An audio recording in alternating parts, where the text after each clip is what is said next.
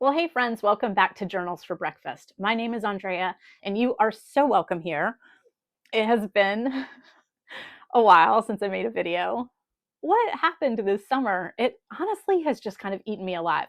Truthfully, in my personal life, we've had a lot of big changes going on, so it does make sense that I got a little distracted from the world of YouTube. But in my last video, we did favorite things, journaling supplies. Thank you for everyone who watched that and your comments about that. Some of you gave me some great tips about things I might want to add to my journaling supplies, so I appreciate those. And for those who subscribed since, thank you and welcome. I'm happy that you're here. For those who are coming back, great to see you again. And we talked about journaling supplies, and I mentioned that I do a favorite things, books and reading video, and asked what you thought about that. And several of you responded that you would love that. So that's what we're going to do. But this is going to be kind of long. So here's what I've decided to do. I'm going to shoot 2 videos today, and I'll load them both. And then you can decide if you want to watch video about reading journal, a little update on a brain dump journal. I'm going to talk a little bit about a cookbook that I'm really liking, and these cool, gentle reminder cards, and we'll do a little read from that. The next video, I'll actually just go into the books. Here's the stuff that I've been reading that I really love for 2025. I'm reading book number 20 right now of how many books I've read this year. Book number 20 is what I'm on. If you are a book talk watcher, a booktube watcher, you know those prolific readers who do that style video. I mean, they'll read 20 books in a month.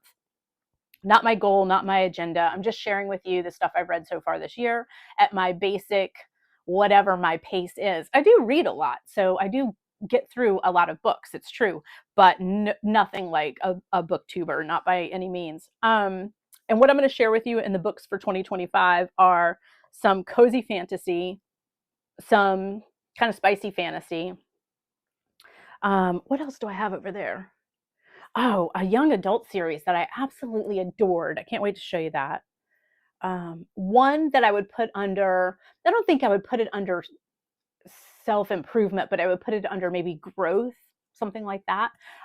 That's been really an interesting read. So I'm going to show you guys that. And what I'm going to share with you of the 20 books that I've read, I'm going to share the ones that for me are the most memorable, or I most highly recommend, or I would reread and am going to reread. And one of them I have already reread. So yeah, that's what we'll do in the next video. In this one, let's do a little life update and talk about some journaling.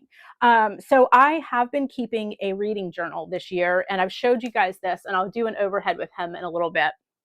This is an Archer&Olive journal, and I love do you see the picture? Do you see the image, the embossing of wheat on this mustard linen cover? It just speaks to me. It's so lovely. And this is the reading journal. So an image of the book, and then I give it a star rating, which everything I read, I give like 4 and 5 stars. I love everything. A star rating, what number it was, like Bookbinder was the number 12. It was the 12th book that I read this year. And then some information about it. Like I might put in the main characters' names, if there was something specific about the setting that spoke to me, and then a quote or two. So I'm really loving that. And I am now on, it's why I know where I am now. I'm about halfway through number 19, and I had to start number 20 last night because it's my book club book, and we have a meeting in a couple weeks. So number 19 is going to go on hold, and number 20 is underway. But yeah, so, and like when a book has a sequel, I'll put the picture of the second book there. Even if I'm not going to read it right away, it's there so that when I do come back to it, I can go in. There's some great stuff about this book journal. Let's talk about why. Why would you even keep a reading journal or a book journal? I don't know which you would call it. I guess we'd call it a reading journal because these are books that I have read or am reading. Why would you bother? Well, first and foremost, if you love journaling, it's fun. I mean, it's really fun to put a sticker that has the cover art of the version that you read, like find the one that's actually on your bookshelf. and then get all this info in there. It's fun to journal about, and it's quick journaling. It's not like it requires you to come up with some sort of Dear Diary thoughts for the day. You're just putting down info from the book. Who are the characters? What are their names? Where does this take place? Is there a time frame that's interesting? So it's just kind of a fun journaling exercise that doesn't really require much self-created thought, right? You're just pulling it from the book that you read. But I'm going to tell you something else about this book journal. I I can't believe how quickly I can forget that I've read a book. And then I go into the book journal, oh, I did read that this year. Oh my gosh, I forgot that I read that this year, and it was so good. And it gives me a place to revisit what I've read, and I feel like it connects me with it in a way that allows me to refer back to it, even just in my own mind, without just letting it disappear in the past. You know, we read a book, put it down, pick up another book, and then that book, can we even ever do recall from it? Can we ever even pull back characters or quotes that we loved? And this kind of sets it for you in your mind a little bit, at least it does for me, to kind of write out some of those quotes. But boy, even just flipping back through it after the fact has been really fun. And I have these kind of aha moments about why I loved something so much, or yeah, you know, what I was doing at that time of the year when I read it. I don't know. I just think it's a fun way to sort of keep those books alive without them just fading off into the distance. I did a video here last year about how we read, meaning paper or on a screen. And one of the things that was really interesting is I was listening to an interview in the car. A professor from American University was actually talking about how the college classroom has changed so much because professors were getting just constant complaints from their students that the workload they were handing out wasn't possible to complete. And they couldn't figure out why this was happening, because obviously these are professors who've been teaching for a long time. They understand what, you know, their workload should be for students. And what they came to discover in time is that in college they were requiring reading that was being done via paper, textbooks, not reading being done on a computer. Whereas a lot of these kids had come from high schools that all of their reading material came to them in some screen format. Either they were reading books on screen like an e-reader, or they were actually reading on their own computer, their laptop. Their teachers had sent them handouts, sent them information to read in that format. And when they got to college and were required to crack open a paper textbook and get through a certain number of pages, they couldn't keep up. It's not because they're not smart.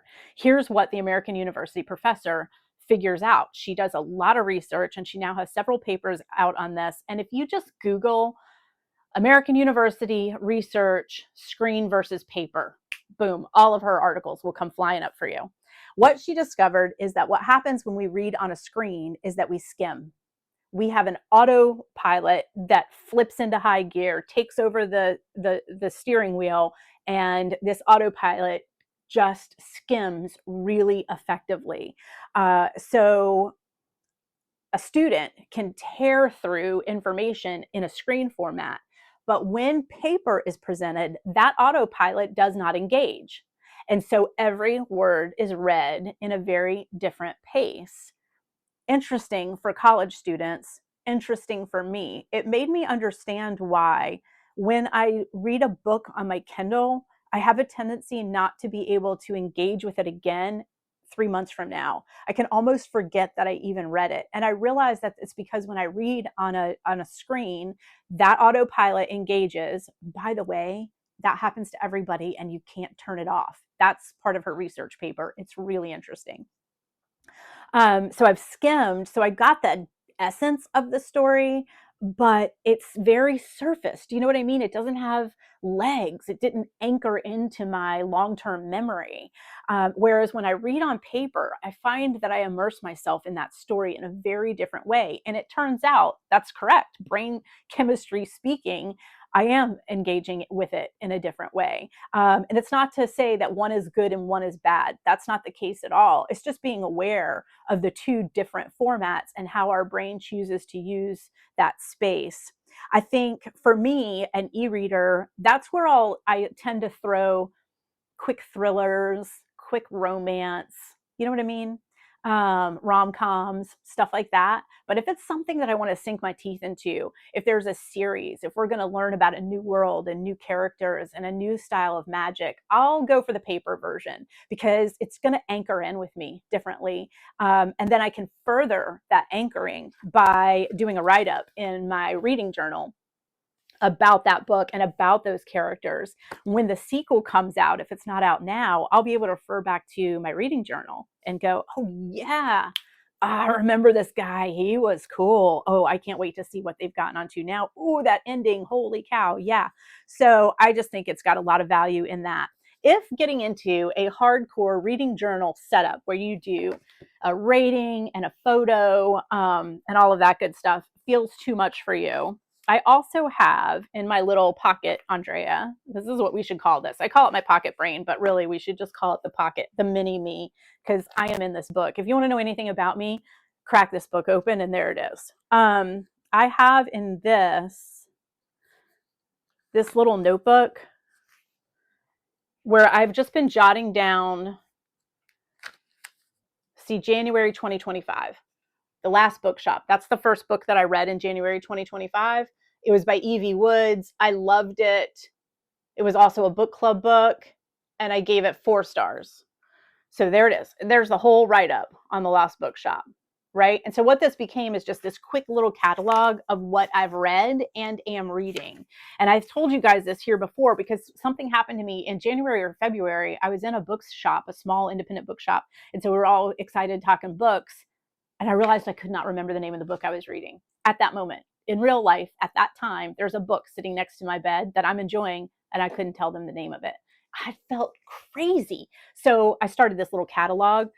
But I think this could be the easy button to the same concept of a little bit of a book journal that just sort of anchors it, right? Especially if you're going with e-reader, that stuff just disappears into cyberspace. You don't have the physical book to look back at next to your bed, things to kind of lock it in. So jot it down in here, give it a rating, maybe your favorite quote, your favorite character, and when you read it, right?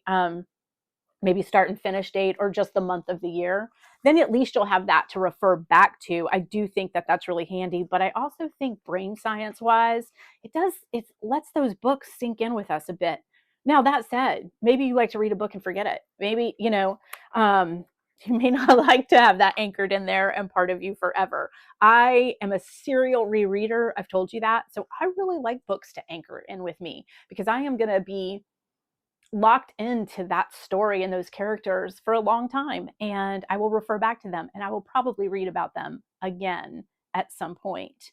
I remember early in my marriage, I had bought this shelf for the coats that I wanted to put by the front door at the bottom level. This was back when we lived in a townhouse house that had 3 stories. And that thing sat in the box at the bottom of the stairs for 2 months. And then finally one day I said to my husband, listen, I'm not saying I'm not capable of getting that thing out and reading the instructions and finding the drill and piecing this thing together. But what I want to tell you is this is a filing cabinet. Yeah. There are a lot of files stored up in here. I can't guarantee that I'm not going to have to pull a file out to make room for the how to put this dang shelf together file. And I can't guarantee what file it's going to be. And wouldn't it be a bummer if the file that I throw away is your favorite lasagna? My point about that story is get your husband to hang shelves when you bring him home. Part 2, there's limited space up here, right? And we can only store so much. It is very possible that you will find that you are not interested in storing a lot of info about the books that you're reading that are just there to skim, to just move through quickly. So again, no shade on an e-reader. It's just going to be a different experience ultimately, and it's going to have a different level of impact and a different level of recall. So what I would do differently about my reading journal next time. So this is the reading journal now. I already have another one of these books set aside. I was selling them in my shop, and so I snagged one before we sold out of them so that I'd have this same style, but I am going to go this way next time. So I'm not going to do it now. There's some weird, I don't know that it's true OCD, but there's something in me that doesn't love the idea of shifting this to landscape halfway through. But the next reading journal that I do, and by the way, I'm not real concerned about this being January to December of 2025. I'm not really concerned about the start or finish date, but the next time that I get one cracking, I'm going to move it this way. One of the things I love about dot grid is that which direction you use that notebook is irrelevant. With lines, it's pretty specific, right? But with a dot grid, you can go either direction, and I really love that. So the next time around, my reading journal will be landscape instead of the horizontal setup. But other than that, it's great. In my last video, I think I was showing off this journal, and the pen fob was going loose. I actually, pen fob?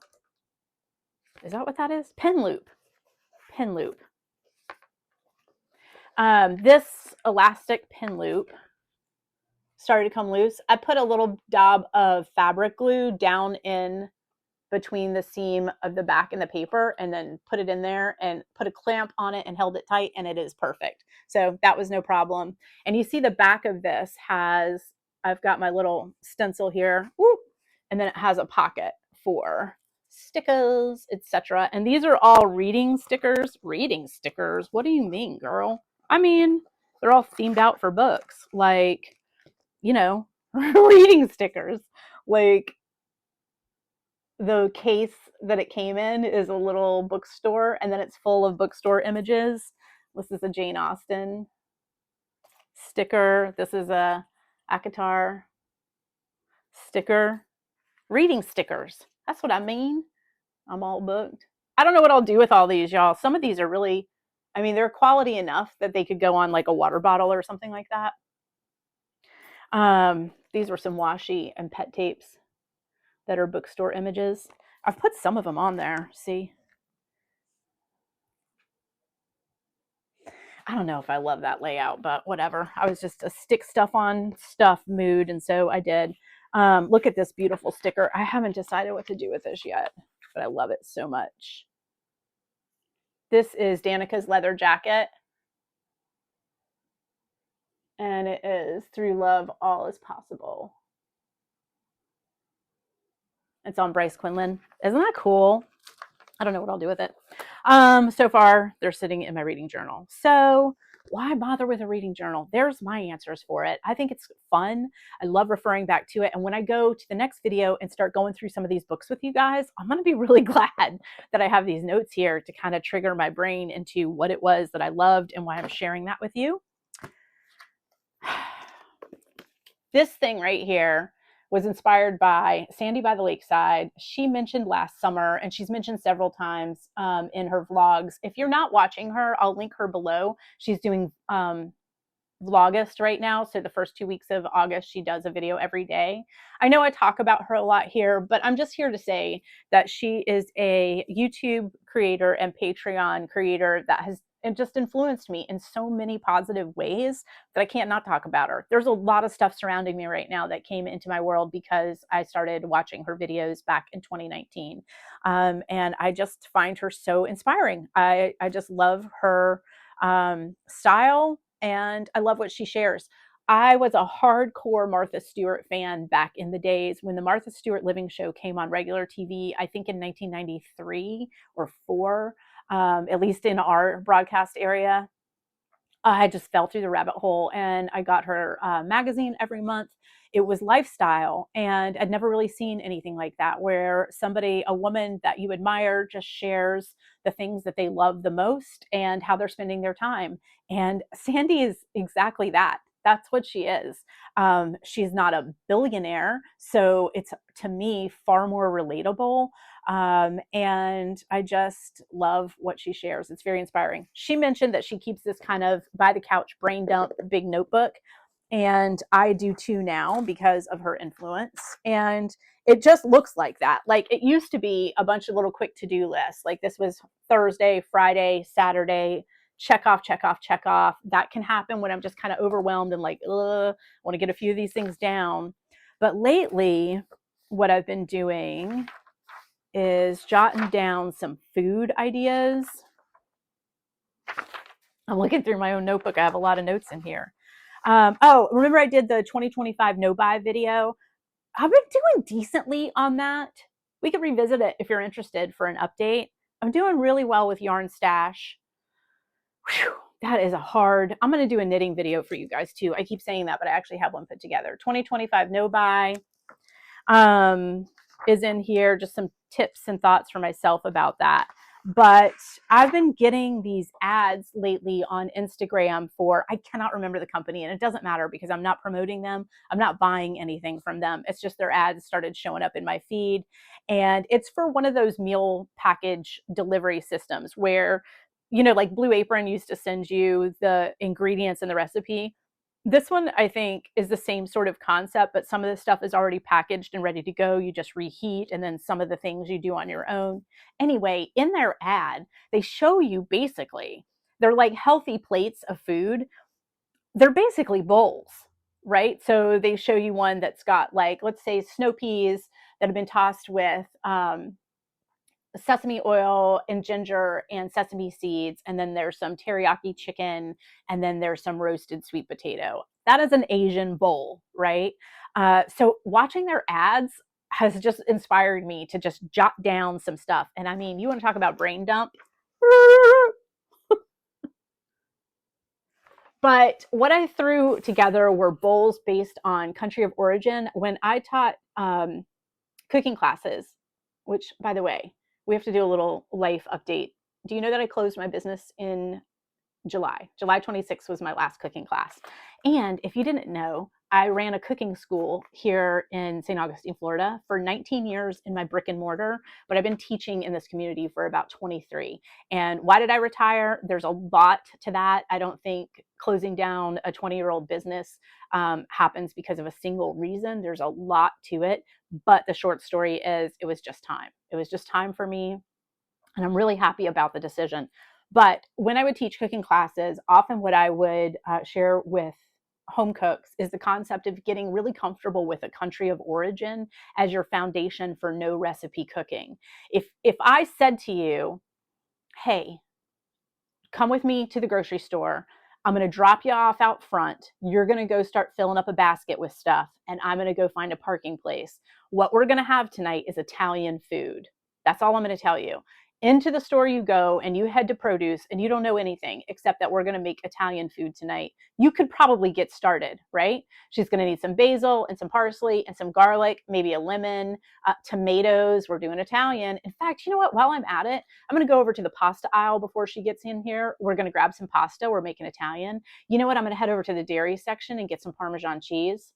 Do you see what's happening? You know, country of origin food components, right? Even without the recipe written.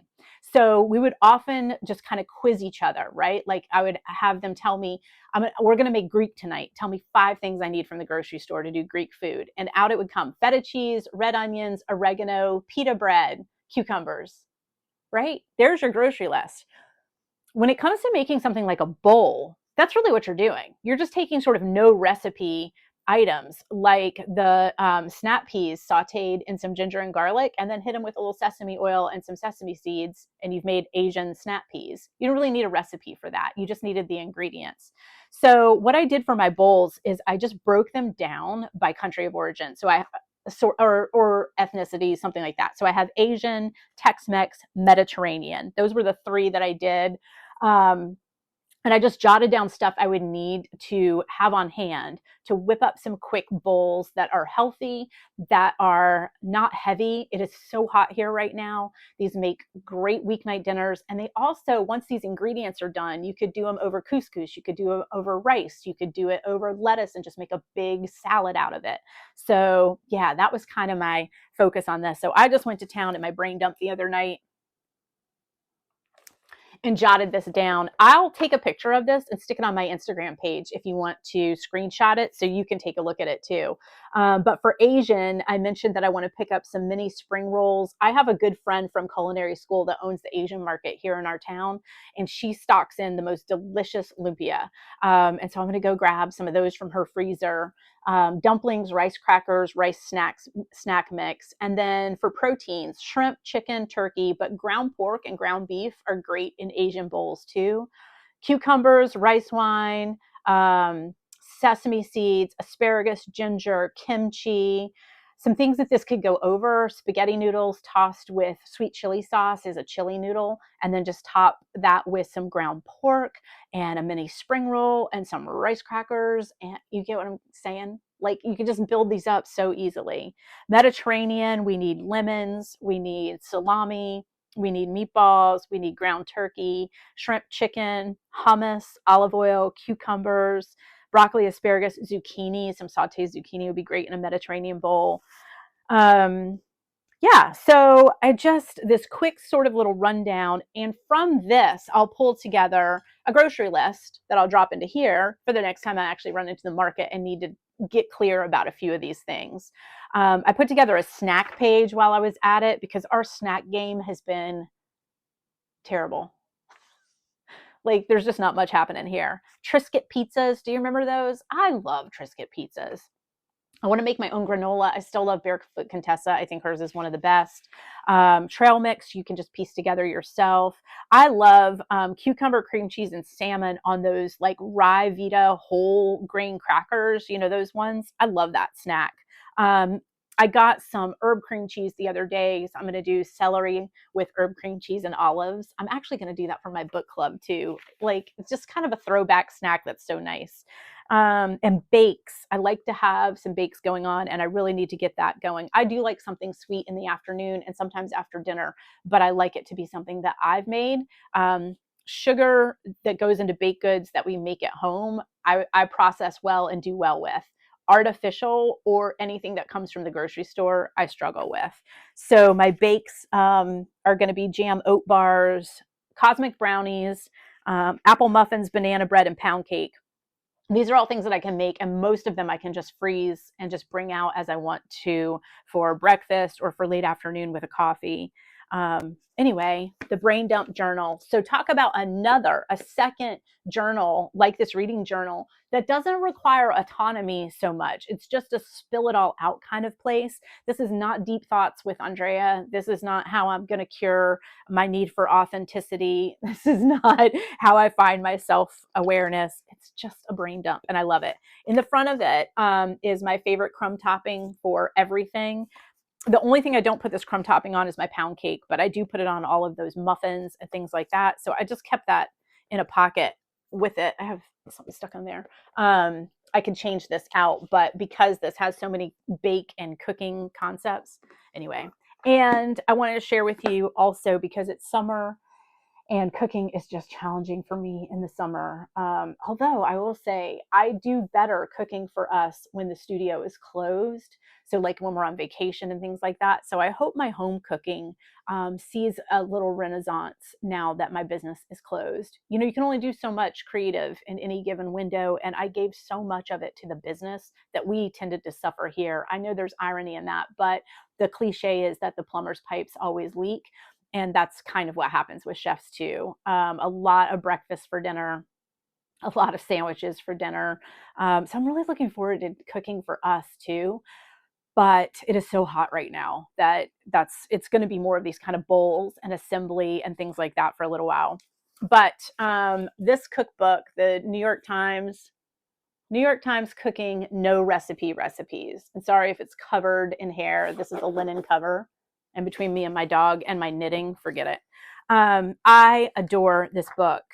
And what I want to do tonight, let me see if I can find it for you real quick, is a savory French toast. I don't have much in the house right now, and we don't have any bread.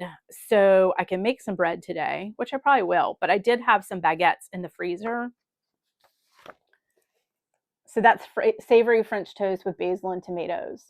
And when it's these little pan-seared cooked tomatoes, if your grape tomatoes or cherry tomatoes are starting to go a little wilty in the fridge, the answer is just cook them. They'll be great.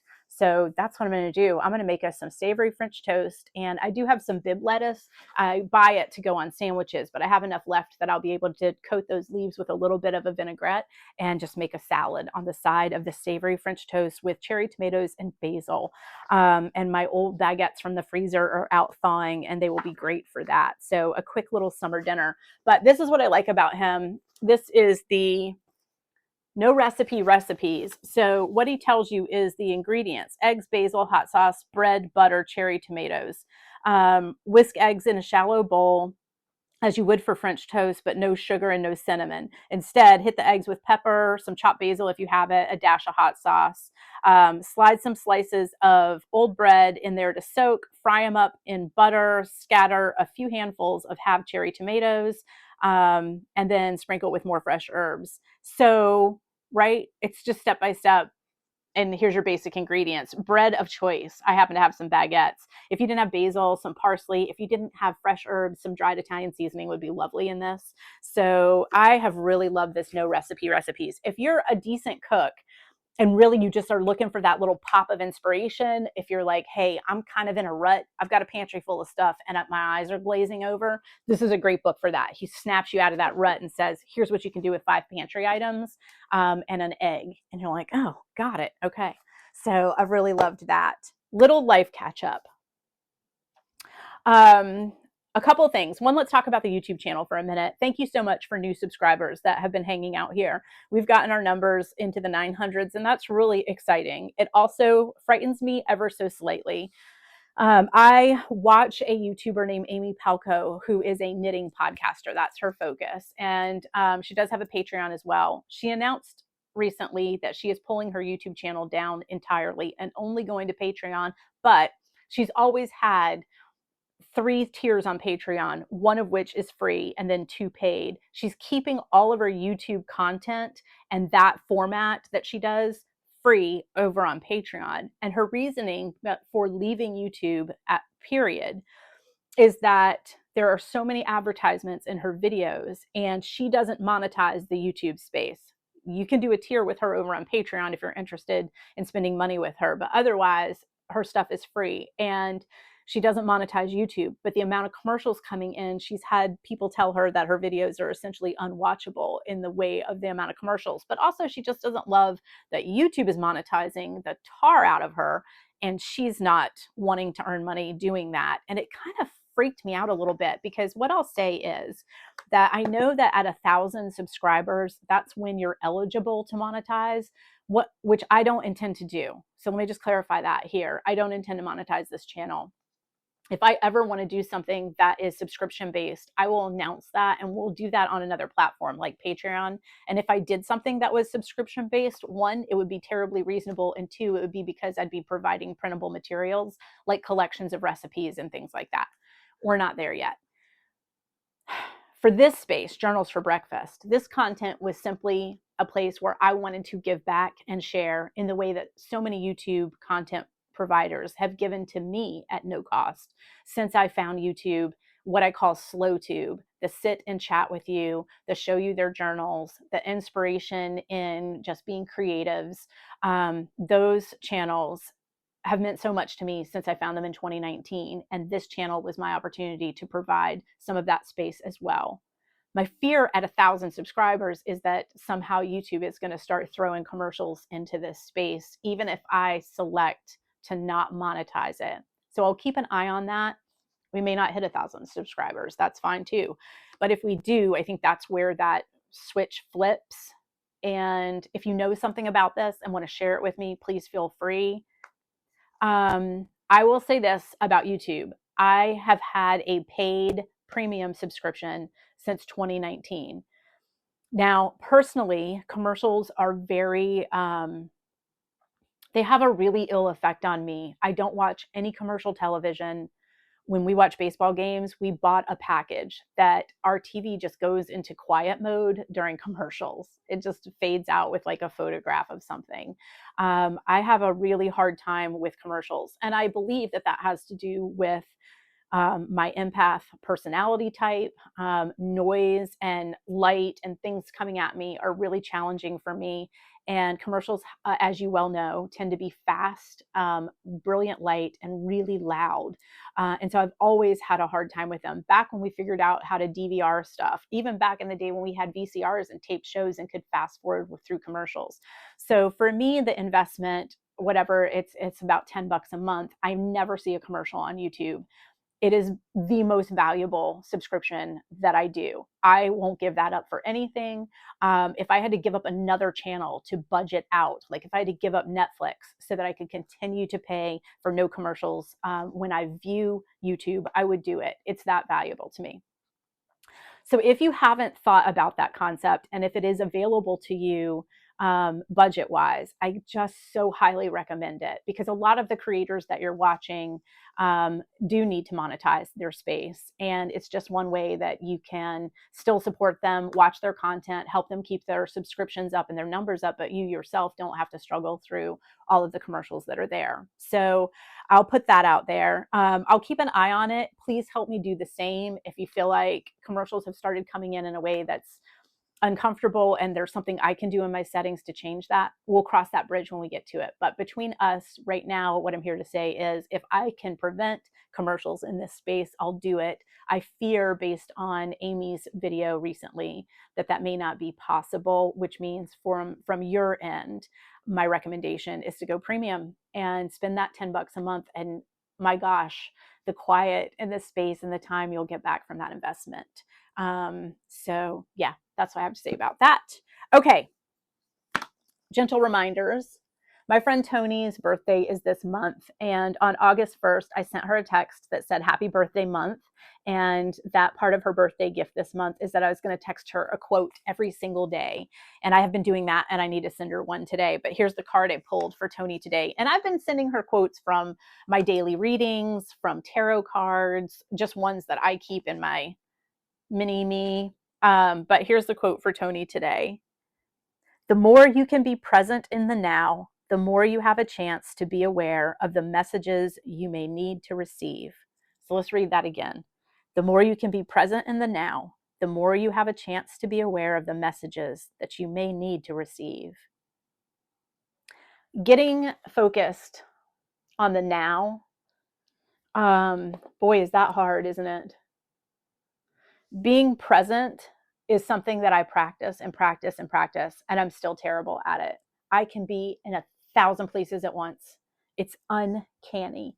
But when we're present in the now, we give ourselves the opportunity to receive the messages that we may be needing at this moment. And so I hope that you will jot that down. Be present in the now. Allow yourself to receive messages that are available to you if we can just stop and pause and listen to them. I think reading a paper book is a nice way to get there. I think journaling is a brilliant way to get there. But even just taking 2 minutes, and I mean that literally, you can set a timer for 120 seconds and just breathe for 60 seconds.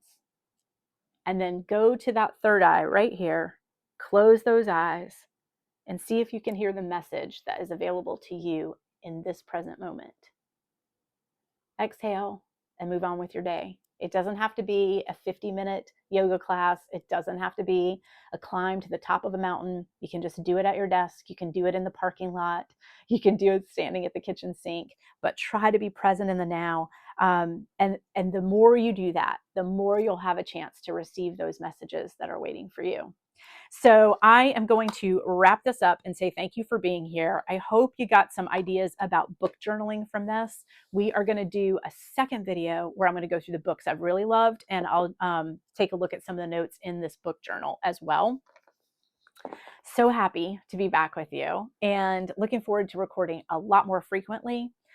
Let's do favorite things, books, and reading. I'm going to show you my new little lap desk I like to. And then the next video that I want to do is favorite things, podcasts, and vlogs.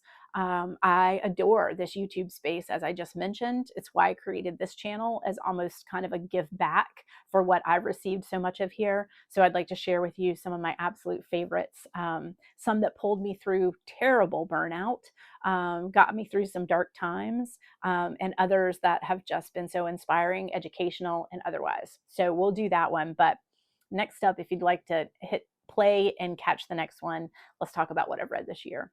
I hope you're well. Find time to be present, even just for a few moments, and see if you can hear the messages that are meant for you. And we will see you next time.